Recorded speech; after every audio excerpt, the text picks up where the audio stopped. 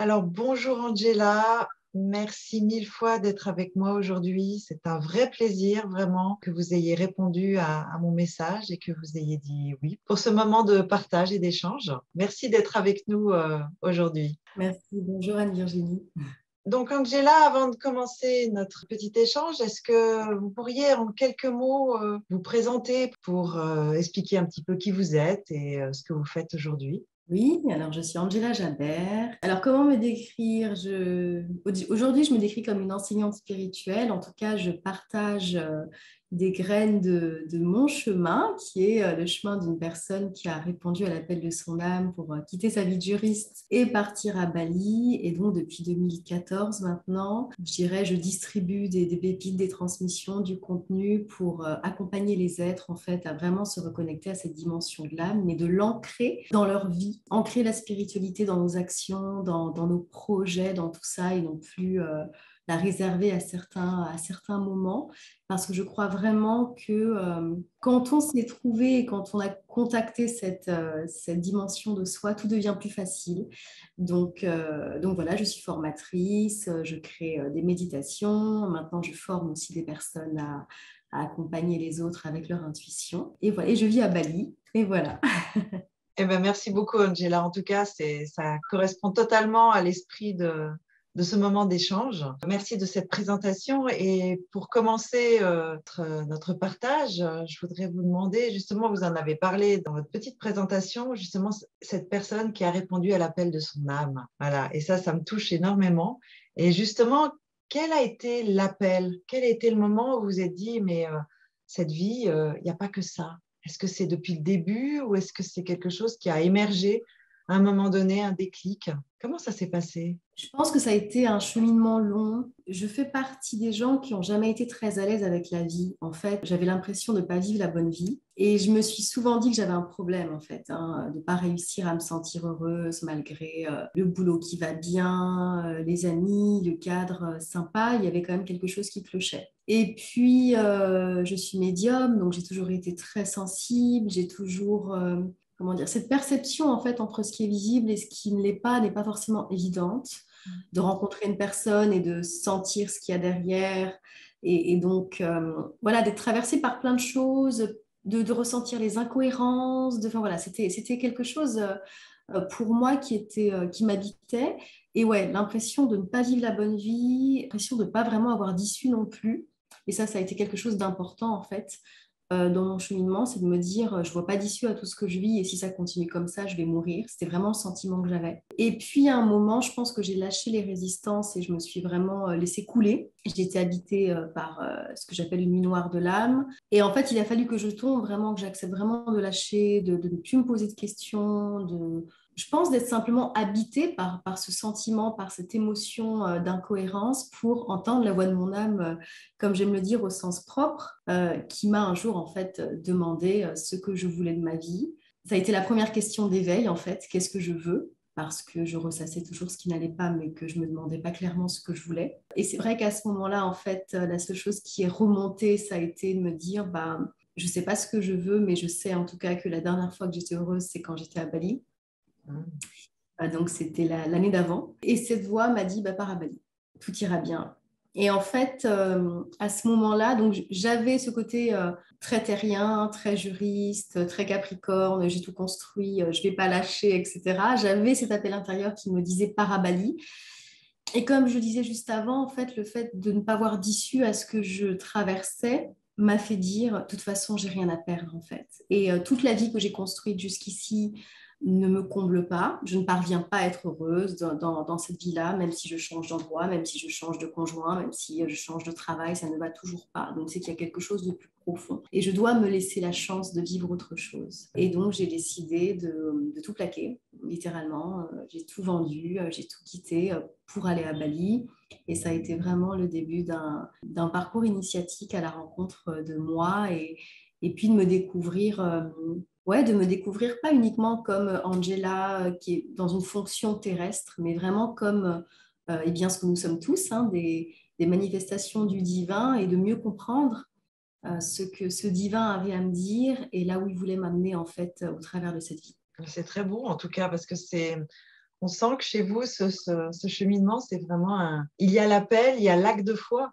C'est-à-dire que vous êtes vraiment lancé à suivre ce message de l'invisible, quelque part, hein, en disant, bah oui, la vie concrète que j'ai, bah, quelque part, elle me sécurise, elle me rassure, je sais la gérer, mais il n'y a pas ce souffle du vivant, en fait.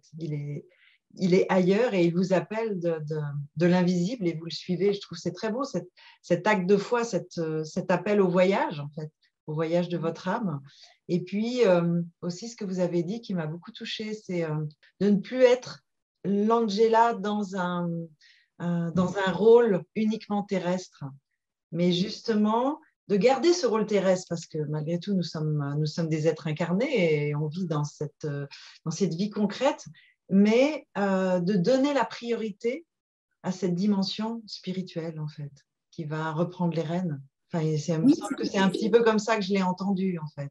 oui, c'est exactement ça. Mais c'était vraiment me découvrir parce que je pense qu'on n'est pas forcément appelé dans l'éducation conventionnelle telle qu'on a à se connaître vraiment. Mm. Et on nous propose une vie fonctionnelle, en fait. Tu vas à l'école, tu passes ton bac, tu fais des Ouais. études, blablabla. C'est qu'est-ce que tu vas faire de ta vie?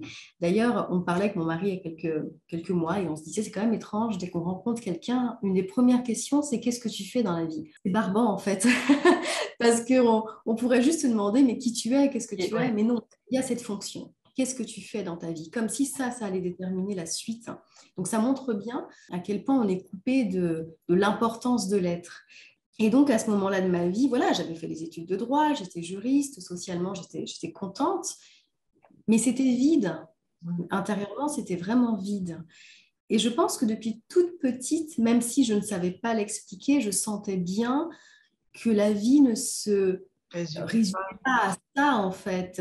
Et voilà, j'ai eu une enfance très douloureuse comme plein de personnes et je me disais, mais je ne peux pas penser que je suis venue sur Terre juste pour expérimenter ça. En fait, ça n'a aucun sens pour moi. Donc pour moi, le non-sens était là, était de me dire, je ne peux pas croire qu'une vie ne soit que souffrance, rejet, difficulté, et de me dire, voilà, ça y est, mes études sont faites, j'ai un boulot, donc j'attends quoi? J'attends la retraite pour faire 3 voyages et mourir. Enfin, c'était vraiment ça dans ma Ouais, tête. ouais. Et cette vision-là m'était insupportable.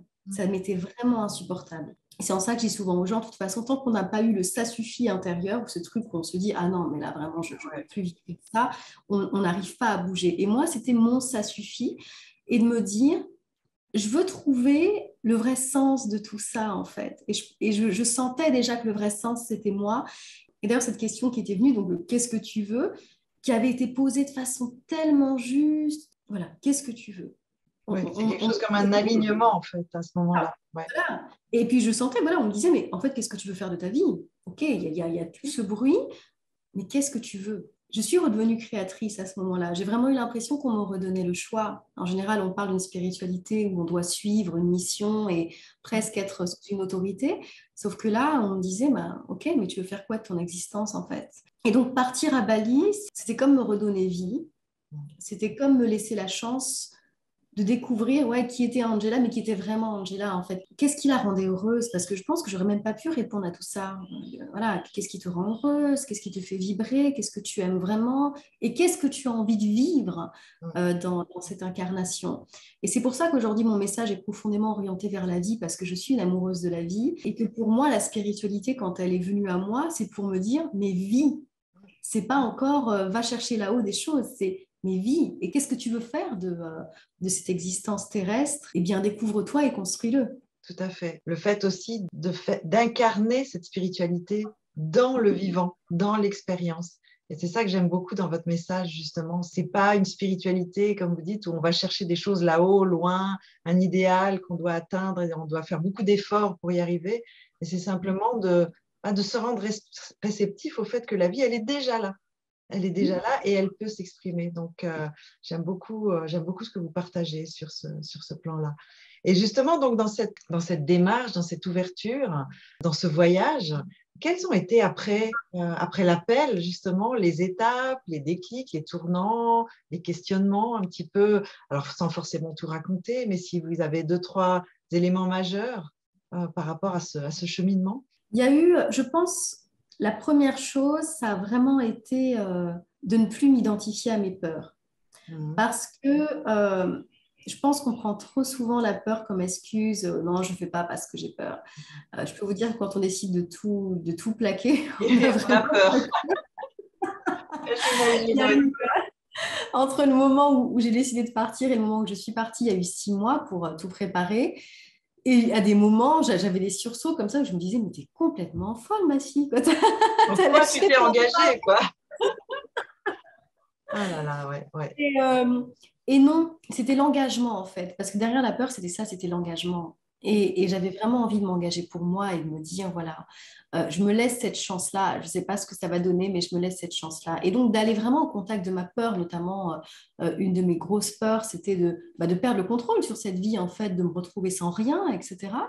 Ça a été formateur d'accepter de me dépouiller de ce qui n'était pas essentiel. J'ai vraiment vécu ça comme une acceptation d'être à nu, donc lâcher tout le matériel dont on s'est entouré, les bibelots, les machins, les trucs, pour juste, ma vie en fait, elle tenait dans 2 valises. Accepter d'avoir ce sentiment de ne plus rien avoir et de me dire, j'ai plus rien matériellement, entre guillemets, je suis encombrée de rien, mais justement, je pars avec moi. Et ça a été un processus qui était intéressant à vivre parce que vraiment, quand on se dépouille de tout, à des moments physiquement, j'avais mal. Je me disais, waouh, mais je me sens nue, je me sens vide. Mais c'était aller au bout de la peur et me réengager de non, c'est pas grave, tout ça, c'est rien. Demain, tu meurs, tu vas pas emmener tout ça avec toi. Et dans tous les cas, tu te laisses une chance. Donc, tu y vas. Donc, aller au travers de la peur, m'engager.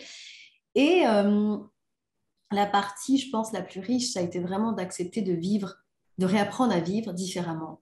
C'est-à-dire ne plus construire avec la tête, parce que oui, la tête m'avait permis d'arriver à une bonne situation, mais je n'étais pas heureuse, donc ça ne servait à rien. Mais vraiment vivre avec le cœur, l'intuition. Et donc ça a été développé, cette communication intérieure, en fait, qui s'était installée, et vraiment d'écouter tout ce qui se passait à l'intérieur de moi, de suivre mes intuitions. Et ça a été incroyable parce que quand j'ai commencé à vivre comme ça, tout est arrivé facilement dans ma vie pour la première fois. C'est que j'avais plus besoin de lutter. J'avais plus besoin d'arracher des choses à la vie. Tout m'était amené facilement, naturellement.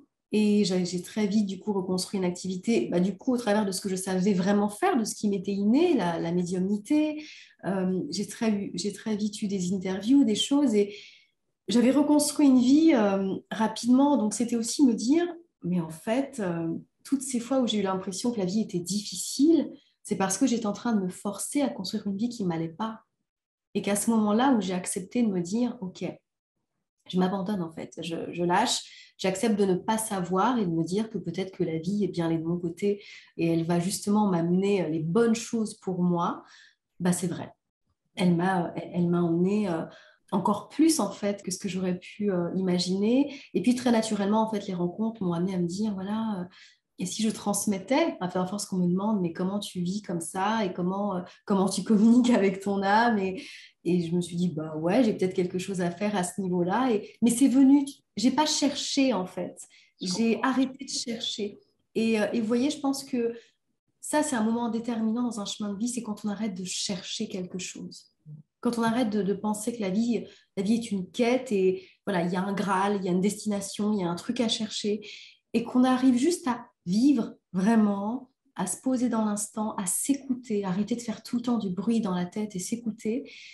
Et de là, en fait, on commence à créer, on commence à se rencontrer et les réponses et les événements arrivent naturellement et c'est un mode de vie qui est très reposant. Dans ce que vous dites, ça me touche tellement parce que c'est quelque chose qui me parle vraiment au plus profond. Parce que dans une autre histoire, un autre contexte, mais cette idée d'arrêter de résister à la vie en luttant, en pensant que les choses vont dépendre de nous et qu'il va falloir faire des efforts et qu'il faut se donner à fond et qu'en fait, c'est totalement contre-productif. Et que le moment où on se dit, mais en fait, la vie, en fait, elle est déjà là, elle est déjà présente. Et seul mon état d'accueil permet qu'elle se manifeste. Et ce retournement, vous l'avez merveilleusement exprimé, ça m'a touché très profond parce que c'est quelque chose qui m'habite vraiment. Alors avec les hauts, les bas, hein, il y a des jours où, il y a des jours où c'est moins facile que d'autres. mais je trouve que c'est un message absolument essentiel. Oui, on n'est pas là pour résister à la vie, mais on est là pour la laisser nous accompagner. Et ce que vous avez exprimé, c'est vraiment très, très, pour moi, c'est extrêmement parlant. Donc, merci en tout cas de ce partage-là, parce il est vraiment tellement juste, hein, ça me touche beaucoup. Merci. Et puis dire aussi qu'en fait, le divin, il est là. Je pense qu'on est souvent dans une fuite. Aruna Dipchik parlait de se guérir de la nostalgie de l'après. Et c'est vrai, je pense qu'en fait, notre plus grand rôle, c'est de se guérir de cette nostalgie du monde d'en haut, en fait. Et ce qui fait que moi, j'essaie d'apporter ma voix, mon courant à moi, c'est que dans les courants spirituels qui m'étaient proposés, je me suis jamais retrouvée. J'ai pas envie de devoir mériter d'un point de vue, je dirais, spirituel, quoi que ce soit. Parce que pour moi, en fait, on n'a rien à mériter. La vie, c'est pas un chemin de pénitence. Ça, c'était la vision, je dirais, imposée par les religions, par tout ça. Pour moi, la vie, c'est la joie. Et au contraire, si je m'honore et si je vis bien et si je m'ouvre à la joie, à la créer dans tous les domaines de ma vie, je sers mon âme parce que l'âme est profondément dans cette vibration de joie. Et donc, il faut vivre. Il faut vivre la matière, la vie, tout ce qu'elle a à nous offrir. Et en fait, très naturellement, plus je vis cette vie, plus je l'honore et plus spirituellement, eh bien, je grandis. Mais si je fuis la vie parce que je vais avoir l'impression qu'il faut que je médite toujours plus, il faut que je me purifie toujours plus, il faut que je me guérisse toujours plus. À quoi ça sert tout ça? Je serai ici uniquement pour guérir mes vies antérieures, préparer ma prochaine vie, mais qu'est-ce qu'on fait de l'expérience qui nous est donnée? Donc je pense vraiment que le malaise aujourd'hui qu'il y a chez beaucoup de personnes, c'est cette difficulté à se dire, mais ma vie, elle est incroyable en fait. Et donc non, c'est pas un chemin de pénitence, non, il n'y a pas... on ne va pas derrière juger mes bonnes actions, mes péchés, mais quoi que ce soit. Oui, j'ai le droit de faire des erreurs, mais je suis aimée quand même. Et surtout, oui, j'ai le droit d'aimer mon humanité dans tout ce qu'est cette humanité, dans l'ego, dans tout ça, parce que ça aussi, ce sont des outils de l'âme. Et de me dire que même en étant comme je suis, bah, j'ai droit à ce qu'il y a de mieux. Et que mon âme, bah, ce n'est pas une autorité qui est là pour me dire si je suis bien, pas bien, si mes désirs sont bien ou pas bien, mais c'est vraiment une partenaire qui va m'accompagner dans tout le concret de mon existence, dans tous mes projets, qu'ils soient matériels ou autres. Et là, en fait, pour moi, c'est l'incarnation de la divinité. C'est quand on fusionne avec ce pouvoir personnel qu'on a sur notre vie, au lieu de toujours avoir l'impression d'aller devoir le chercher à l'extérieur de soi. Tout à fait.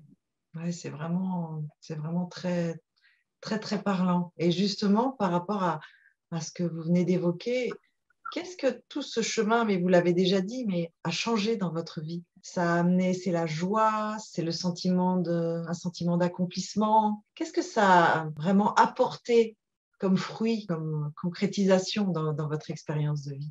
Je pense que ça a tout apporté. Déjà, ça m'a permis d'aimer la vie et Oui, de plus avoir le sentiment de la subir. Donc non, vraiment de l'aimer et de me sentir... on parle beaucoup de gratitude, mais la gratitude, il y a celle qu'il y a dans la tête et il y a celle qu'on ressent vraiment. Et ouais, aujourd'hui, je peux dire je suis habitée d'une profonde gratitude pour cette vie parce que je me rends compte à quel point elle est unique, elle est précieuse et que même quand il y a des moments qui sont moins sympas, parce que c'est aussi ça la vie, oui, d'arriver simplement à les accueillir, à les traverser, mais en gardant cet amour-là, parce que je pense vraiment que quand on garde cet amour-là, la vie nous le rend bien et ça se passe toujours bien. Ça m'a permis de me désidentifier de mon histoire, de mon passé, de choses que j'ai pu vivre et de me dire que tout ça ne venait pas définir la personne que je suis aujourd'hui, que cette personne, eh bien, je continue à la découvrir, mais qu'elle est, je dirais pas vierge de tout ça, mais qu'en tout cas, la façon dont je me vois, c'est tout ça, en fait, c'est une pièce de théâtre qui vient me permettre à chaque fois de me connaître mieux. Donc, voir les choses comme ça me permet de prendre les choses avec beaucoup plus de recul et de rester attaché juste à ma valeur et à la valeur de l'expérience que je fais sans me sentir attaquée et diminuée. Et puis, surtout, je pense que ça m'a amené à cette conscience de la non-lutte, en fait, du fait que je n'ai pas besoin de me débattre dans cette expérience. Et ça a été le plus dur hein, à comprendre parce qu'on a toujours l'impression de devoir se battre pour avoir les choses, etc. Et au final, ça m'a appris que s'il y a trop de résistance, c'est que ce n'est pas la bonne voie. Et de ne pas le vivre comme une privation, parce qu'en général, on prend les choses de très oh, la vie ne veut pas me faire ça, c'est que je ne suis pas bien, c'est que voilà. Mais plutôt de faire un pas en arrière et de me dire ok, j'ai confiance, donc si ça ne marche pas, c'est qu'il y a autre chose qui va être encore mieux pour moi. Ouais. Et donc, être dans la non-lutte, je pense que c'est là aussi qu'on commence vraiment à vivre. Ça demande quotidiennement alors pas des efforts, mais en tout cas une observation, je dirais, de ce qui se passe, de ce que nous demande la vie. Danser avec la vie, j'aime bien dire ça, c'est une réelle observation. C'est de me dire que quand à un moment j'ai l'impression que tout est bloqué, bah, au lieu de m'acharner, au contraire, je vais juste me reculer et de me dire, OK, là c'est un moment où on me demande de simplement être en lien avec moi et de laisser les choses se dénouer toutes seules. Et elles vont se dénouer toutes seules. Et je vais découvrir d'autres choses. Et pendant ce temps-là, moi, je vais être dans un processus intérieur qui va me faire grandir. Donc, c'est vraiment apprendre à vivre différemment. Et ouais, ça m'a profondément transportée et transformée parce que je me sens profondément en sécurité aujourd'hui. Et je pense que d'une certaine façon, on recherche tous beaucoup la sécurité dans nos vies à plein de niveaux. Et j'ai vraiment le sentiment de l'avoir intégrée. Je me sens en sécurité parce que je sais que toute cette expérience est de mon côté, quoi qu'il arrive. Donc, quand on a déjà ça qui est très ancré en soi, c'est déjà énorme. Ouais, je me sens forte, je me sens solide. Donc, ça permet vraiment d'avancer et de faire face à des choses qui arrivent. Quand quelque chose de désagréable m'arrive, d'arriver à me poser, comprendre, avancer, continuer mon bonhomme de chemin, m'affiner. C'est une attitude de présence à chaque instant dans l'expérience de la vie. Et comme vous dites, que ce soit des belles expériences ou des expériences douloureuses, ce moment de présence qui fait qu'on ne se déconnecte plus du vivant à l'intérieur de nous. Parce que sinon, quand on lutte, effectivement, l'extérieur a pris le pas sur notre vie et on essaye d'arranger les choses, de contrôler, comme vous le disiez tout à l'heure. Et vraiment, là, c'est de pouvoir garder cette connexion et vous l'avez très, très bien exprimé. Donc, aujourd'hui, pour vous, vivre cette spiritualité au quotidien, ou vivre ce lien au vivant, c'est vraiment dans cette présence, c'est dans ce sentiment d'être, vous l'avez dit déjà, mais d'être totalement connecté ou connecté, mais en même temps pas connecté à quelque chose d'extérieur. Parce qu'en fait, Vraiment une connexion à moi.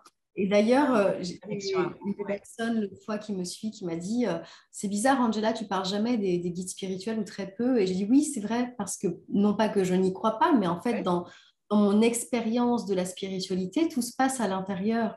Et qu'à un certain niveau, eh bien, mon âme me donne les messages que j'ai besoin d'avoir sans avoir besoin d'aller dans d'autres recherches que ça. Donc, quotidiennement, oui, c'est la vie. En fait, c'est l'observation et la présence. C'est vraiment ça. Observer mes réactions, mes ressentis parce qu'ils me parlent. Écouter ce qu'il y a en moi. Donc, pour avoir l'écoute, il faut arrêter de faire trop de bruit, donc d'arrêter de donner toujours le pouvoir au mental. Et je pense que ça, c'est un gros problème de notre société, le mental, le mental, le mental. Mais c'est pas dans le mental que ça se passe. C'est dans l'intérieur, c'est dans le corps, c'est dans le ressenti. C'est pas tout ce qu'il y a autour du mindset à un certain niveau est mensonger parce qu'on peut avoir le meilleur des mindsets si dans le corps et si dans l'intérieur c'est pas ancré. Il n'y a rien qui va se manifester derrière. Je pense que j'ai appris à me faire de la place dans la vie. Donc, c'est-à-dire à écouter vraiment l'être que je suis, à écouter les moments où j'ai envie de rien parce qu'ils viennent me parler, à écouter les moments où je suis très joyeuse, à écouter les moments où je me sens triste parce qu'eux aussi viennent me parler et d'accueillir tout ça en fait. De revenir à quelque chose de très lent, de très féminin en réalité. La lenteur, la douceur, la compréhension, l'accueil, parce qu'effectivement, cette lutte, elle est présente partout. On est dans un monde qui est, je pense, qui n'est pas forcément fait pour les femmes, mais en tout cas où l'aspect masculin est très omniprésent, alors que notre plus grand pouvoir en tant que femme, mais je dirais même aussi en tant qu'homme, c'est vraiment de revenir à un fonctionnement différent, donc qui n'est pas le même que la société, qui n'est pas dans l'hyperproductivité, dans la vitesse, dans tout ça, mais en même temps, la société est malade, donc c'est bien qu'il y ait quelque chose qui ne va pas là-dedans, et qui est vraiment dans le fait de revenir à quelque chose de plus, j'ai envie de dire, de plus sauvage, c'est-à-dire qu'est-ce qu'il y a en moi. qu'est-ce qui m'habite, comment je peux vraiment connecter avec mon authenticité et donc avec cette divinité et même mon authenticité d'un point de vue juste de l'être. Qu'est-ce qui me compose à un point de vue, je dirais, humain? Quel est le savoir que j'ai là de façon naturelle et comment il peut me servir dans mon quotidien? J'ai enregistré un podcast tout à l'heure et je parlais du fait on est programmé pour la survie. Et bien ça, c'est typiquement une faculté à utiliser quand on construit un projet, d'aller rechercher justement qu'est-ce qui pourrait m'arriver de mal et comment je pourrais le contourner. Voilà, là, on utilise intelligemment ces choses-là au lieu de les laisser se retourner contre nous. Donc le quotidien, oui, c'est être là, observer ce qui se passe en soi et puis, accepter le fait qu'on ne sera jamais parfait, on ne sera jamais guéri de tout, on n'oubliera jamais le passé parce qu'on a une mémoire et elle sert à ça. Mais qu'en tout cas, on peut faire en sorte qu'ils ne viennent pas nous parasiter dans notre présent et notre avenir. D'accepter que, en tout cas dans ma vision et dans ce que je propose, il n'y a pas d'idéal spirituel à atteindre, qu'on n'a pas besoin d'arrêter de manger de la viande et de méditer 20 fois par jour pour être spirituel. Parce que pour moi, tout ça, ce ne sont que des apparences et qu'en fait, le vrai chemin, il est dedans. Le vrai chemin, il est dedans. Et quand j'accepte de venir à ça et de me voir dans tout ce que je suis, même mes ombres, etc., et bien là, je peux vraiment avancer et me sentir bien dans cette vie en acceptant de danser avec elle. Oui, j'aime beaucoup votre expression danser avec la vie. C'est une expression que j'utilise aussi très souvent. Et c'est justement comme si, dans ce que j'entends de ce que vous me dites, c'est que tout se passe dedans, mais qu'en même temps, c'est une danse avec la vie parce que la vie que l'on voit, qui se manifeste autour de nous, et ce qui se passe dedans, mais c'est la même vie. C'est Mais comme c'est exactement. c'est un mouvement, mais c'est un mouvement d'une énergie qui est identique, sauf qu'elle a une forme différente. Mais finalement, c'est une coopération, un échange qui est permanent. Et dans ce que vous me dites, ce que j'entends, moi, c'est que cette spiritualité, elle est dans cette danse. Parce C'est qu'il n'y a pas quelque chose en haut, un dieu ou des anges ou des guides à prier. Il m'était venu une fois une phrase comme ça qui était mais finalement, tu es le Dieu que tu pries. Oui. Et parce que, et au début, quand j'avais entendu ça, je me dis, waouh, c'est super prétentieux. Mais en fait, non, pas du tout. Parce que ça soit Dieu, la vie, peu importe le nom qu'on lui donne, toute forme manifestée est une manifestation de cette vie. Mais tout à fait, tout Voilà. à fait. Et oui, on est le Dieu compris parce que, encore une fois, c'est ce que je disais tout à l'heure en lien avec la recherche de quelque chose, en fait. Le divin, il est là. On est une manifestation du divin. On vit en tant que femme. Moi, j'ai été émerveillée du moment de la naissance de mes enfants, de me dire, pour les deux, les regarder et me dire, oh, incroyable, c'est moi qui ai fait ça. Ah oui, Et me oui, dire, c'est incroyable. Le miracle de la vie, c'est vraiment quelque chose. Hein. se dire, mais c'est incroyable, il était dans mon ventre tout à l'heure et là, il est là, c'est un vrai bébé. Enfin, c'est juste, c'est des manifestations du vivant qui sont incroyables. Donc, le divin, il est là. Simplement, on passe notre vie, notre temps à rechercher des alibis extérieurs pour pas vivre cette expérience-là, parce que je pense qu'au fond, on a peur de ne pas réussir notre vie. Donc, c'est plus facile d'aller se chercher des empêchements du type j'ai peur, j'ai pas confiance en moi, ma famille, mes parents, blablabla, bla, bla, bla, mon transgénérationnel. Enfin, j'ai tout entendu plutôt que se dire bon, ok, j'ai vécu ça, mais moi, je suis qui Ouais. et qu'est-ce que je décide d'en faire? Donc, la désidentification de sa vie. Les gens que j'accompagne en coaching sur plusieurs mois, il y a toujours ce moment où, en fait, ils vont me parler pendant je ne sais combien de temps de leur enfance, de tout ça, et où je vais leur dire, ok, mais j'entends, tu as vécu tout ça. Mais aujourd'hui, là, c'est pas ça que tu vis. Non. Bon, bah alors, on fait quoi? Et tous ont ce moment où ils disent, bah oui, c'est vrai. Bah oui, arrêtons de faire vivre des identités qui n'existent plus. Et donc, qu'est-ce que moi, je choisis aujourd'hui de vivre et quelle histoire j'arrête de me raconter tout le temps sur des empêchements, sur le fait que mon âme ne veut pas que je sois heureuse, que mon âme a choisi un chemin de vie difficile. Pour moi, c'est... En fait, on n'a plus le droit de penser comme ça. Et justement aussi le fait qu'on soit de plus en plus à être éveillé au monde intérieur, c'est bien aussi qu'on est appelé à cet éveil-là. Donc, je pense que l'appel, c'est de dire, mais regardez le terrain de jeu que vous avez.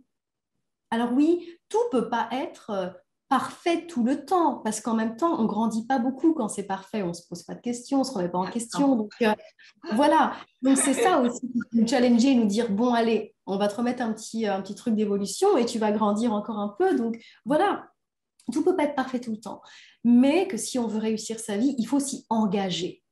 Et donc, s'y engager, c'est vraiment se dire, j'y vais, je me donne du temps, je regarde en fait comment les événements dans ma vie se présentent.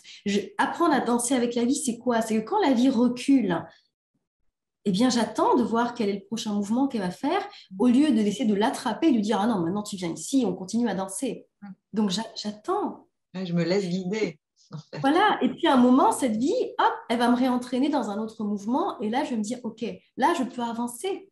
Mais à cette époque du mindset où on dit, non, tu maîtrises tes pensées, tu maîtrises cela, si ça bloque dans ta vie, c'est parce que tu as un problème et que tu penses mal et que machin, mais ça ne peut pas aller. Et les gens ne sont pas heureux. Les gens se mettent dans des quêtes futiles, inutiles, qui n'ont pas de sens, toujours plus d'argent, toujours plus de reconnaissance, toujours plus. Tout ça, c'est OK. Moi, j'aime la matière financière, j'aime le confort, tout ça, c'est OK. Ça devient dangereux quand ça nous maîtrise, en fait, et quand ça devient notre raison de vivre. Je pense qu'on devrait tous se demander, voilà, qu'est-ce que j'ai envie de me dire à la fin de ma vie et qu'est-ce que j'ai envie de ressentir. Et j'avais fait une vidéo il y a plusieurs années là-dessus. Voilà, si vous mouriez demain, que dirait votre âme? Et moi, c'est vraiment un questionnement qui m'accompagne beaucoup dans ma vie, la conscience de la mort, mais pas d'un côté morbide, mais juste d'avoir conscience que cette expérience peut s'arrêter demain. Mais qu'est-ce que j'ai envie de me dire? J'ai pas envie de me dire que j'ai passé les derniers mois de ma vie à être obsédée par l'argent, etc. J'ai envie de me dire que, OK, j'ai plutôt bien vécu, j'ai eu des envies, je me suis donné la chance de les réaliser, j'ai aimé les gens qui m'entouraient, j'ai pris du plaisir dans cette vie et je pense que c'est ça qui est important. Tout à fait. Ce que vous disiez aussi tout à l'heure sur le fait de ne pas s'engager dans cette vie, je pense qu'il y a aussi cette peur de l'inconnu, cette peur de justement ce grand lâcher-prise, cet acte de foi, comme j'appelle souvent, c'est-à-dire de dire bah, oui, oui, je ne sais pas quelle danse, mais je me laisse porter parce que finalement, dans ce mouvement-là, enfin, moi, c'est quelque chose que je ressens, vous allez me dire si vous êtes d'accord, c'est qu'on ne sait pas quel est le prochain pas qui va se présenter. Mais en général, on se rend compte que c'est les surprises que la vie nous propose. Dès l'instant où on est capable de dire oui, il y a le cadeau qui est derrière. C'est dès Mais l'instant où on résiste et on refuse et on se dit oh non, non, non, non, là j'ai trop peur, je ne sais pas ce qu'il va y avoir. Moi, moi, je sais où je vais continuer à être l'origine de mes décisions. Et à ce moment-là, ça coince. Alors que mais quand on dit oui, il se passe quelque chose, il y a vraiment un mouvement. Mais ce oui, comme vous disiez tout à l'heure, ça demande un courage certain. C'est un véritable engagement. c'est un engagement, mais en fait, on devrait être heureux de s'engager pour sa vie. Oui, absolument. On Et devrait être heureux. je pense qu'il y a la Mais peur derrière. Il y a cette peur de ouais, l'inconnu. mais il y a aussi, au-delà de la peur, parce que je trouve que la peur souvent a bon dos, il y a Oui. aussi une qualité qui est que les gens n'aiment que la facilité. Mm, mm. Et à l'époque, quand je me suis lancée sur Internet, j'avais suivi une formation donc pour vendre des formations en ligne. Moi, je n'y connaissais rien. On parle de ça en 2014. Et il y avait quelque chose qui m'avait beaucoup marqué quand on avait vu un petit peu la vente et tout ça. C'est d'entendre le formateur dire, voilà, les gens, en fait, aiment que ce soit facile. Mm. Et les gens iront vers des produits qui leur apporteront la facilité. D'ailleurs, vous allez proposer à la plupart des gens, voilà, est-ce que tu veux un produit pour, je ne sais pas, pour te sentir heureux ou est-ce que tu veux un produit pour gagner de l'argent? La plupart vont prendre le produit pour gagner de l'argent. Pourquoi? Parce que ça semble facile. Alors en plus, si vous leur rajoutez les jolies phrases marketing, satisfait ou remboursé, Ouais, blablabla, ils foncent. ouais. Mais ça montre bien à quel point, en fait, beaucoup de personnes, justement, ne sont pas connectées à ce qui est vraiment la vie. Mm. Et comment aussi beaucoup de personnes, mais ça, c'est à cause de la plupart des courants spirituels, séparent la prospérité, donc le fait d'être rempli dans tous les domaines de sa vie, et la spiritualité. Et c'est vrai que moi, ce qui m'anime, c'est vraiment d'allier les deux et de dire qu'au contraire, en fait, plus on est au contact de soi, plus on est conscient de ce qui nous anime, de nos qualités, plus aussi on se connaît. Donc, on connaît, par exemple, nos aptitudes naturelles, ce pourquoi on est fait, et plus on va prospérer dans notre vie. parce que c'est évident et donc l'alignement se fait de façon évidente. Mais à courir derrière des choses qui n'ont pas de sens, je veux de l'argent, je veux de l'argent, je veux de l'argent, donc je vais faire la dernière formation, je vais me former à ça, je vais m'installer en tant que ça, pas parce que ça m'anime, pas parce que je me sens portée à le faire, mais juste parce que je pense que ça va m'apporter quelque chose, eh bien on se perd. Donc le problème, c'est pas que la spiritualité ou notre âme nous couperait de l'abondance matérielle. Le problème, c'est qu'on essaye de construire sa vie avec des leurres. Alors que la vie, eh bien, elle est là. Et la première question, lorsqu'on devrait apprendre à nos enfants, c'est mais qu'est-ce que tu aimes faire?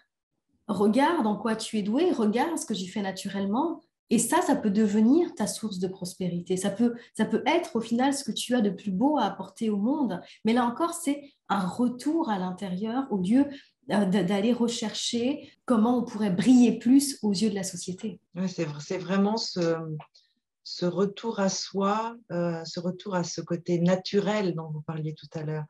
C'est laisser, ah, bah, cette fleur, c'est une rose, bah, automatiquement, c'est un rosier, donc ça va automatiquement donner une rose. Mais Ça va se complètement. faire tout seul parce que c'est la vie. La Et rose ne se demande pas si elle est douée pour être belle et elle ne se demande pas comment elle pourrait ressembler à une tulipe. voilà, Et bien, exactement. on a tous en nous des choses très naturelles qu'on va faire, qu'on va mieux faire d'ailleurs que d'autres. Et ce sont ces choses-là qui doivent nous porter. Moi, quand j'entends les gens ramener encore la mission de vie au travail, je me dis, mais c'est pas possible. On ne peut pas s'imaginer que notre âme soit venue pour effectuer un métier, mais Ouais. se dit, bah, peut-être que ma mission de vie, c'est ça en fait, c'est tout ce chemin-là, c'est de découvrir qui je suis vraiment et de me prouver moi-même que à partir de qui je suis, je peux créer la vie qui me convient, mais qui me convient. Et là où eh bien, on arrive au point sensible, c'est-à-dire la non-facilité, c'est que ça veut dire me montrer telle que je suis, accepter peut-être de déplaire à ma famille, mes amis, accepter de ne pas correspondre à ce que la société m'envoie aujourd'hui, faire de l'argent vite et facilement, se montrer le monde des influenceuses, de tout ça. Et j'ai rien contre ça, mais en fait, est-ce que c'est vraiment pour ça qu'on vient et où est le sens profond de tout ça et est-ce qu'on y trouve, nous, quelque chose? Ça n'empêche que ce sont des exemples qui peuvent amener des personnes à penser que bah, voilà, si je n'ai pas d'argent, je ne suis rien, si on ne m'adule pas sur les réseaux, je ne suis rien, et donc à perdre le lien avec elle-même. Donc être soi et découvrir qui je suis et construire ma vie telle que je la rêve, eh bien, il est là le courage. Ça, c'est le vrai courage. Ça, c'est du vrai courage. Et pour vous, comment est-ce que peut-être pour conclure cet échange, en fait, entre ce courage d'être soi et cette dimension spirituelle, qu'est-ce que vous pourriez nous dire vraiment qui pourrait inspirer les personnes qui nous écoutent ou les inspirer à avoir ce courage, justement, d'aller vers l'écoute d'elles-mêmes et de leur âme? En fait, je pense que le courage vient de l'observation de sa vie. Si votre vie aujourd'hui ne vous satisfait pas, c'est que ça ne va pas. Déjà, peut-être la première chose, c'est Cette lucidité. cette lucidité. Est-ce que je suis vraiment heureuse dans le schéma que je vis? Qu'est-ce qu'il faut que j'accepte de perdre pour vivre une expérience différente? Et ensuite, revenez au naturel. Et en fait, le naturel, il se passe vraiment dans le corps. Si vous avez un projet et que ce projet, ça fait je ne sais combien de temps que vous vous battez avec, est-ce qu'à un moment, c'est pas trop d'énergie? Et donc, il faut juste peut-être prendre du recul et accepter de voir autre chose. Si au contraire, il y a un truc qui vous vient et c'est facile, c'est fluide, eh bien, acceptez d'aller dans cette voie. Ça paraît difficile, en réalité, c'est très facile. C'est juste de suivre l'évidence. Et quand on suit l'évidence dans sa vie, c'est simple et ça devient vraiment une danse agréable. Donc, en fait, cette démarche, enfin, je ne sais même pas si on peut appeler ça une démarche, en fait. C'est un état d'être. Et puis c'est vrai qu'en fait, pour moi, aujourd'hui, autant certaines personnes pourraient se dire que parler de l'âme, c'est complètement saugrenu. Pour moi, aujourd'hui, ce qui est saugrenu, c'est de continuer dans une vie qui ne nous voit pas. Parce que je ne vois pas comment on peut s'infliger quelque chose comme ça. Donc, on parle beaucoup de bienveillance, d'éducation bienveillante, de tout est bienveillant, mais à quel moment on est vraiment bienveillant envers soi et d'arriver à se dire oh, ce boulot, j'en peux vraiment plus, il faut peut-être que j'arrête de me faire du mal. Cette relation Je me rends bien compte qu'elle ne me fait pas battre le cœur. Il faut peut-être que j'arrête de me faire du mal. Et oui, que j'accepte d'être seule, mais pour me respecter et aller vers autre chose. Donc, c'est vraiment ça l'engagement envers soi, en fait. C'est la lucidité et l'action. C'est surtout ça. Parce que j'aurais beau prier tous les guides du monde, si je n'agis pas, ma vie ne changera pas. Qui a le pouvoir, c'est moi. Et ça, je pense que c'est aussi important de se le dire, c'est qu'on a le pouvoir sur notre vie, encore faut-il vouloir le prendre. Mm, tout à fait.